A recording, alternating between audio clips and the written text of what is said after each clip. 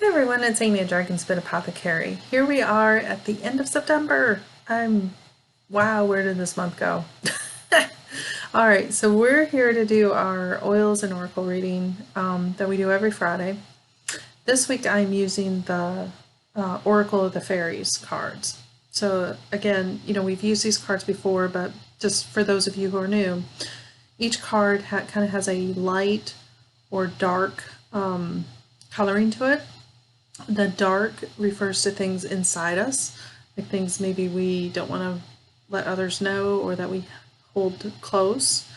And the lighter colors are associated with external to us or around us, sometimes physical being. Okay, so as we go through this, I'll explain it with each card that comes up, but I'd like to kind of preface with that up front with these cards because it kind of sets the tone for some of the things we're going to talk about.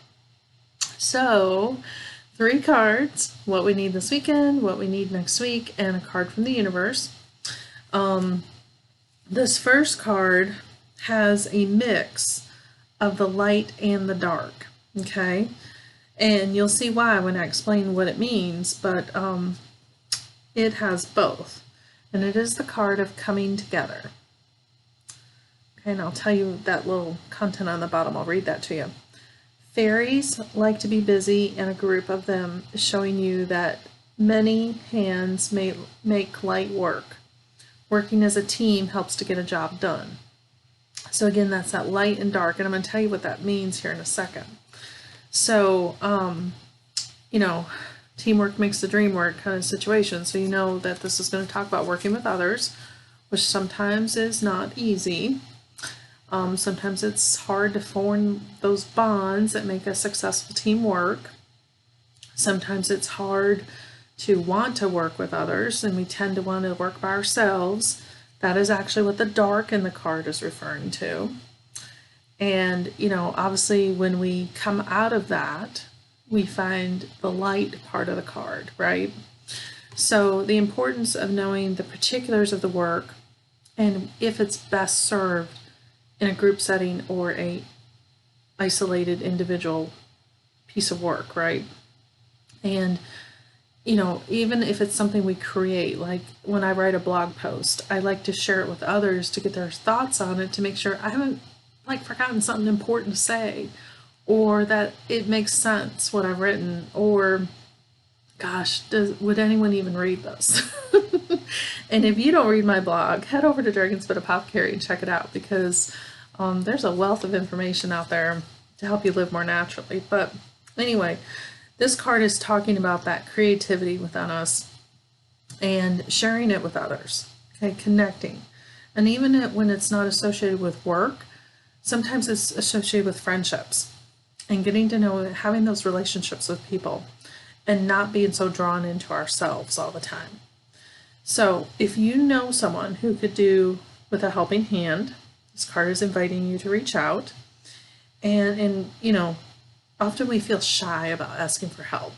So be proactive about it. It's like the old age question when you ask someone how they are and they say, oh, I'm fine. Get underneath that and really talk about, are you really? Is there something I can do for you? Start that conversation with someone. And hopefully they reciprocate that with you. So that is our card for the first one for this weekend, Come Together. And the oils I put with this one, very connecting oils. Geranium. Geranium is a friendship oil. Geraniums are friendship flowers. Marjoram, right? That's a very nice connecting oil. And bonding to one another, right? That's used a lot in relationship healing. Rosemary.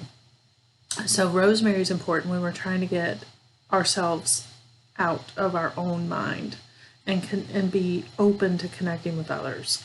So it kind of opens that barrier that we can sometimes feel in those settings. Okay. So my suggestion on this one would be get some friends together, talk about what you guys are creatively working on. I do quilts, and sometimes it's fun to quilt together with others.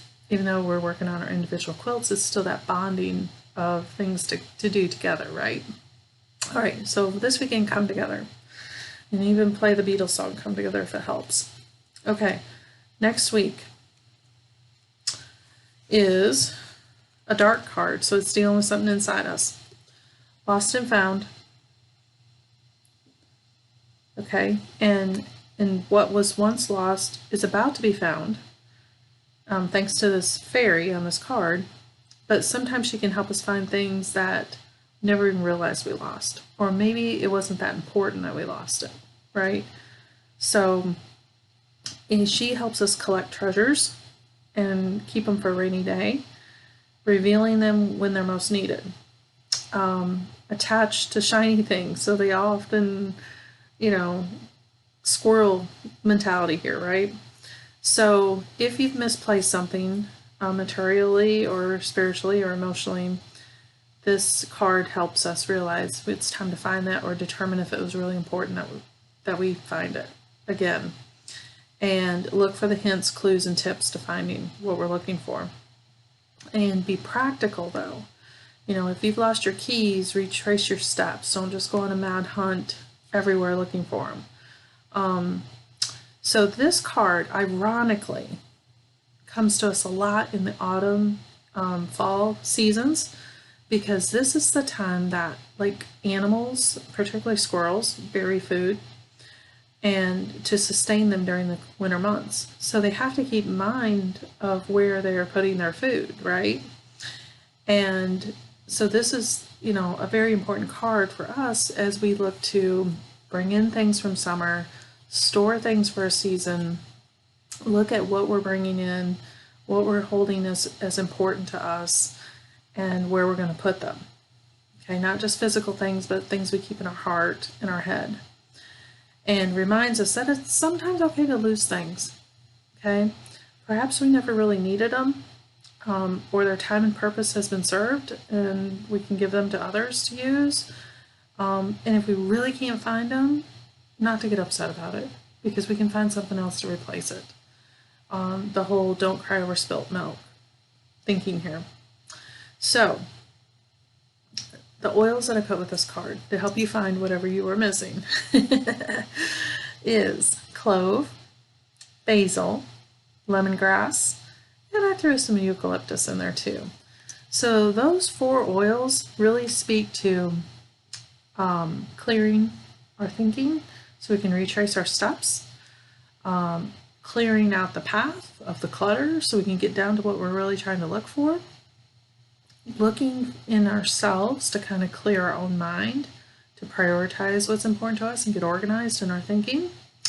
And all of those things can kind of lead us to this whole lost and found thinking.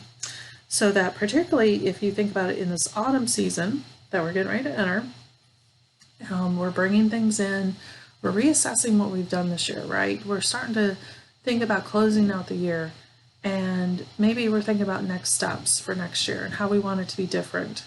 And we're setting aside things that we want to work on for next year, and we don't want to forget them.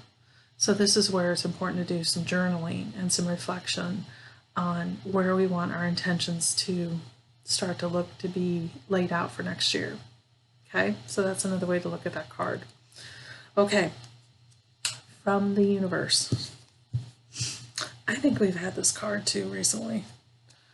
Hidden depths. So what that verbiage on the bottom says, something hidden is about to come up to light, perhaps a secret or a memory in the back of your mind, and when we expose what's hidden, we can become free.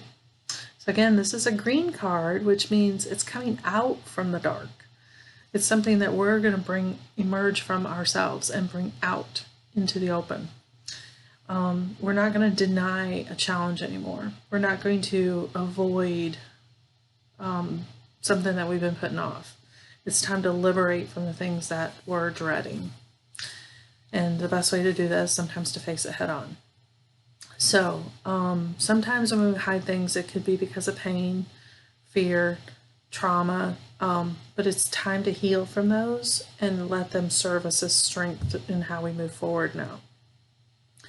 Another meaning of this card could be that someone we know is keeping a secret from us. So again, that's that external focus. Secrets are fine as long as they don't hurt someone. And maybe sometimes we don't even realize how much something could hurt because someone hasn't told us something they know. But it's time to be honest, and it's time to look for that honesty in our circle around us. Okay, so the oils I put with this one, because I think this one deals with some healing.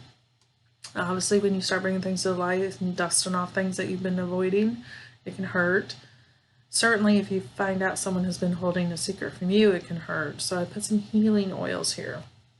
I put myrrh, lavender, and melaleuca. So myrrh and lavender, obviously for the healing aspects. Melaleuca, because if we're working on something internal to us that we need to get out, it can be really uncomfortable. And sometimes we got to figure out how best to do that. And melaleuca is that cleansing oil that's going to help get that organized and find the right words to put with it or the right way to say it, especially if we know what we're holding in might hurt someone else. Okay, that is our reading for this week. I really appreciate you guys coming in every week to support Dragon's Spit Apothecary. I love doing these oils and articles. I think they're very insightful and encouraging. And I encourage you to follow us so that you don't miss any of these things. And certainly if you have questions, reach out to me, dragonspitapothecary.com.